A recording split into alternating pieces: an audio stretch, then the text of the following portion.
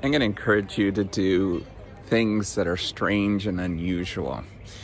So I'm at ETH Zurich right now, and for those of you who don't know, it's a phenomenal institution where Albert Einstein once studied, right behind me.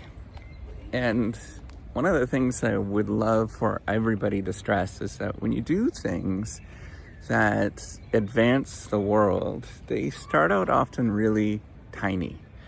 Those of you who don't know, he was a patent clerk. Now, mind you, he was a rather unusual patent clerk, but at the same time, you have to remember, when you pursue things, it's never going to feel the way that the movies tell you it's going to feel.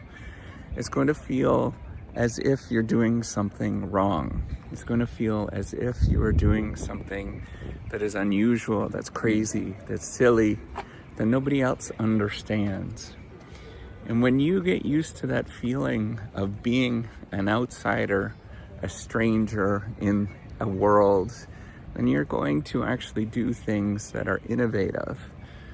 That moment of when you feel embarrassed, strange, kooky, is actually the moment when you're moving the dial. It's your stress hormones just telling you that this doesn't feel quite right.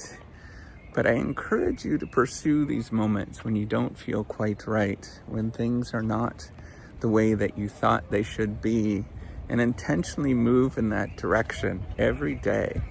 Pursue those things that you think are not necessarily the things that you should be doing, but they're difficult to actually do. And when you do that, one little day at a time, you can create an enormous amount of change in your life. That's how you often become an Albert Einstein. You see, when he was beginning, yes, he was probably somebody inside that thought about the world differently. But if you looked at him from the outside, you think that he's just like anybody else.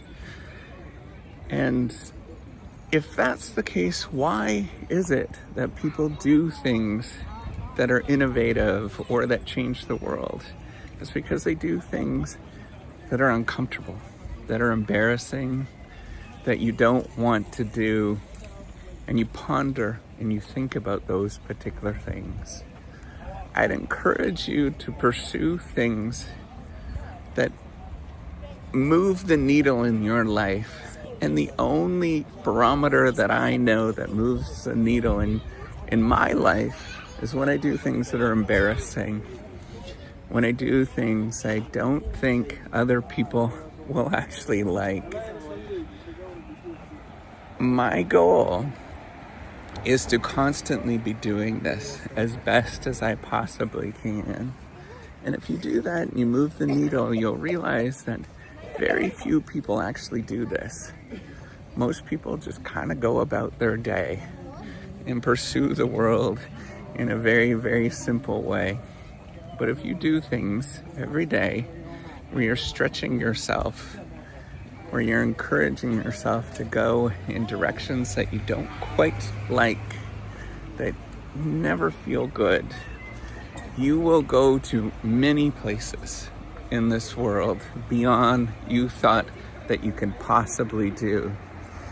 And I guarantee that Austrian-born physicist did not think he was going to have as big of an impact as he did when he was younger. And I encourage you every day to think about that.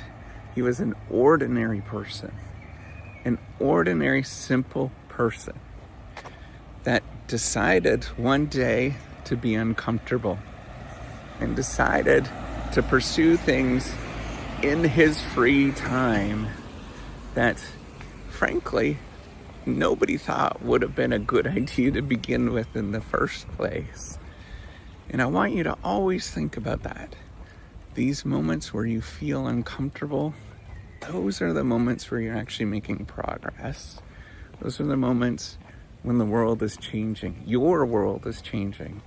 You don't have to be a person that's going to completely change everything and revolutionize everything as Albert Einstein did, but you certainly can change your world by doing things that are uncomfortable.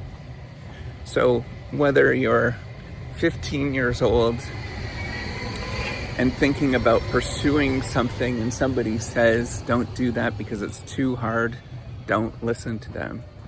Or you're 85 years old and you're afraid to go outside of your apartment because the weather is bad, or that something might happen to you, that there's things that are dangerous out in the world.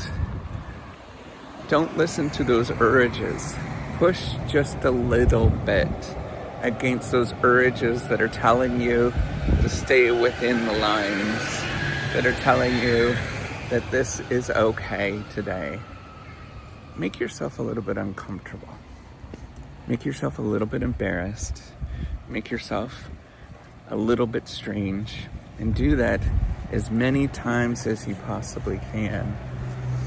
And I guarantee you'll have a life that is not only fulfilled and rich and interesting, but goes beyond what you'd ever think was possible.